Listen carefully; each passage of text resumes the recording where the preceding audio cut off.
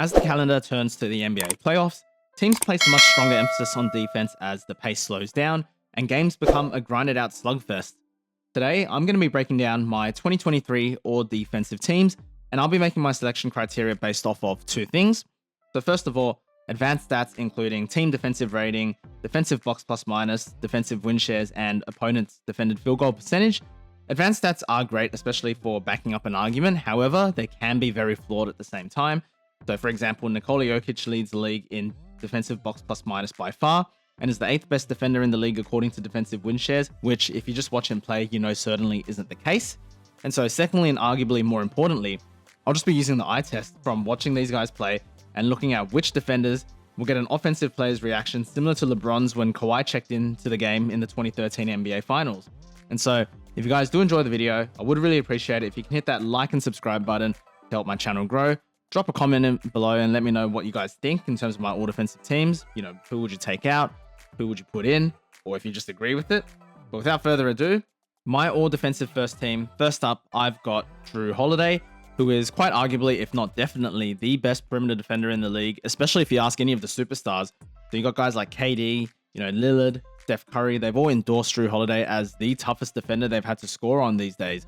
And so if the game is on the line and I need someone to get me a stop on an elite perimeter scorer like a Steph Curry, a Luka Doncic, or a Jason Tatum, I'd look no further than Jrue Holiday. And when you look at the Bucks as a whole, they've been great defensively. Jrue's having quite arguably the best defensive season of his career. I think having him in the first team in the backcourt is pretty much a no-brainer. Next up, I've got Alex Caruso, who is leading the number 5 defensive team and number 1 defensive team post All-Star break on a Bulls team which starts 3 below average to average defenders at best in Zach LaVine, DeMar DeRozan, and Nikola Vucevic. And because of that, I think it's quite simple. The fact that the Bulls are a top 5 defense overall, I think, goes volumes as to how effective Caruso has been, and I think it definitely deserves a all defensive first team spot. Overall, opponents are shooting 2.6% less than their season average when being defended by Caruso, and Caruso is second in defensive box plus minus only to, Nikola Jokic. And so I think this one's pretty straightforward as well. I think Caruso is very underrated. The Bulls are a great defensive team despite not having the personnel, so pretty straightforward here. Next up, also very straightforward, I've got Jaren Jackson Junior.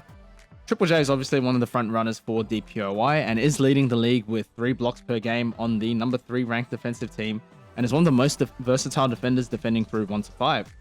Overall, opponents also shooting 13% less at the rim when defended by Jaren Jackson Jr. And so, best defensive player on, one of the top defensive teams in the league. I think this one's pretty straightforward too.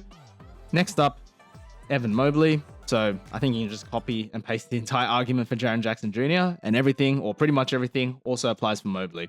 The best defensive player on the best defensive team in the league needs to be in the first team, especially when Mobley is doing a job, covering up for their very undersized backcourt in Garland and Mitchell. I think has been nothing short of amazing and is just as versatile as a Jaren Jackson Jr. And so overall, Mobley is actually first in defensive win shares at 4.8, meaning that his defense has contributed to an estimated 4.8 wins for the Cavs. Last up in my all defensive first team, I've got Brook Lopez. Also a very straightforward addition. Lopez is having by far the best defensive season of his career, which is really crazy considering when he was on the Brooklyn Nets and even the Lakers, he wasn't really considered a good defender. He was probably an average defender at best. And in my opinion, nowadays, he's the best rim protector in the league. Sorry, Rudy Gobert. And so, on an elite defensive team, as is the case for Jrue Holiday, they're the number 3 defense, and opponents are shooting 13.5% less in the rim when defended by Lopez. So that rounds up my all defensive first team: Jrue Holiday, Alex Caruso, Jaren Jackson Jr., Evan Mobley, and Brook Lopez. Onto the second team. First up, I've got Derek White. As a Celtics fan, Derek White has been absolutely phenomenal on both ends of the floor. And defensively, he's as well-rounded a defender as they come. He's great on the ball, great off the ball, great defensive IQ, takes charges, dives onto loose balls, and just makes the right plays game after game. And so the Celtics are the second defensive rated team in the entire league. Derek White has the second best net rating behind only Robert Williams III. And as an individual defender, opponents shoot a staggering 6.7% less than their season average when defended by White, which is an exceptional mark considering that White is a guard. Next up in the backcourt, I've got Dillon Brooks, or Evil Danny Green.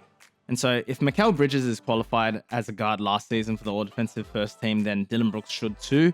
And don't get me wrong, I hate this cunt as much as the next person, but there's no denying that Dillon Brooks is a fantastic on-ball defender and does a great job defending the best perimeter players on opposing teams. Overall, opponents shoot 2.9% less than their season average, which is excellent considering the players Brooks guards on a nightly basis. Next up, I've got Jaden McDaniels. And look, I know, he's a fucking idiot for punching the wall and fracturing his own hand and fucking up the Wolves' any playoff hopes that they did have remaining. But Jaden McDaniels might just be the most underrated defender in the league. He takes on the toughest matchups, can defend 1 through 5 on a nightly basis, and the Wolves' defense is 5 points better with Jaden on the floor versus when he's off, which is the difference between a 4th ranked defense and a 25th ranked defense. Overall, opponents also shoot 7.3% worse at the rim when guarded by McDaniels, which is phenomenal for a perimeter defender and second on the Wolves only to Rudy Gobert. Next up, I've got OG Anunoby. And so with OG, when you think of the best wing defenders in the league, OG Anunoby has to be on the top of that list unless you want to look at, perhaps a locked-in Kawhi Leonard or a locked-in Jimmy Butler. Overall, opponents are shooting 2.9% less than their season average when defended by OG, which again is excellent considering OG takes on the toughest defensive assignment night in and night out. He's also leading the league in steals at 1.9 per game and can effectively defend 1 through 4 and even some 5s. And so OG hasn't achieved all defensive honors in his career, even though he's been always reputable as one of the best on-ball defenders for a wing. And I think that drought ends this season. And lastly, I've got Giannis Antetokounmpo. And to be honest, this final spot is the one that I'm most skeptical of, and I'd love to hear your thoughts in the comment section below. I do have Giannis because, to be honest, I don't think that there's a clear-cut alternative, but I do think you can make a very strong argument for anyone that I have in the snubs list instead. We all know how great of a defender Giannis is, and maybe I have him here purely because of his reputation, because, that obviously helps a lot in the selection of all defensive teams. First and foremost, the Bucks are the number 4 defensive team in the league, and with the inclusion of Giannis, the Bucks will have 3 all-defensive team members. Meanwhile, the Cavs, who are number 1 defensively, will only have 1 player. The second-ranked Celtics will only have 1 player, and the third-ranked Grizzlies will have 2 players.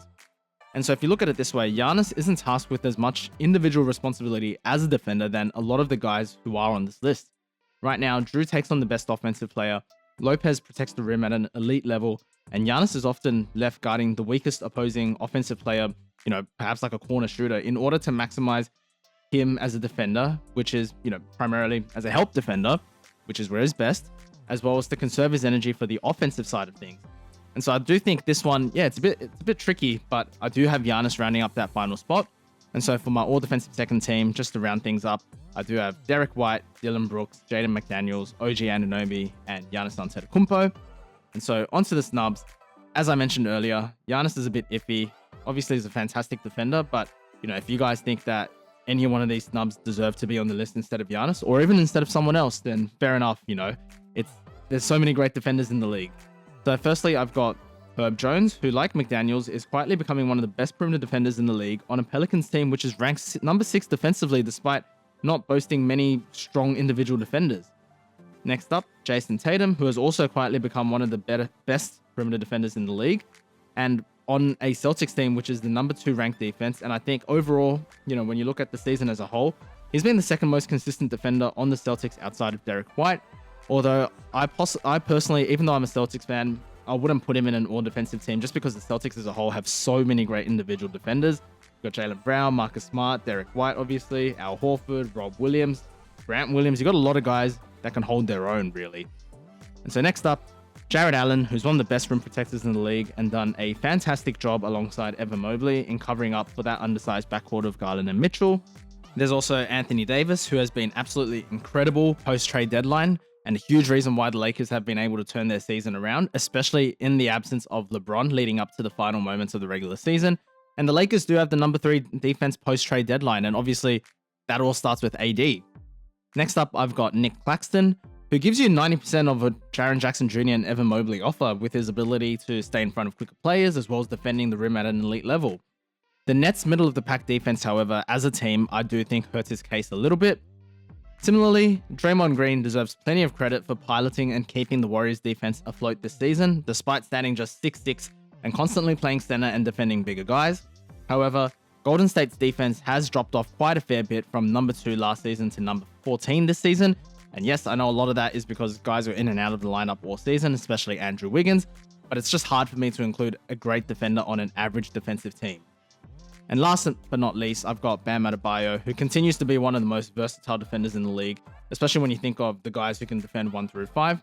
But he has experienced quite a drop-off this season, with opponents shooting 1.5% more than their season average when defended by Bam at the rim. In comparison, last season, opponents shot 2.9% less. As a whole, defenders this season are actually shooting just 0.9% less than their season average when defended by Bam, compared to 4.8% less than their season average last season. So there is quite a bit of a drop-off there. And that summarizes my all-defensive first and second teams, as well as my list of biggest snubs.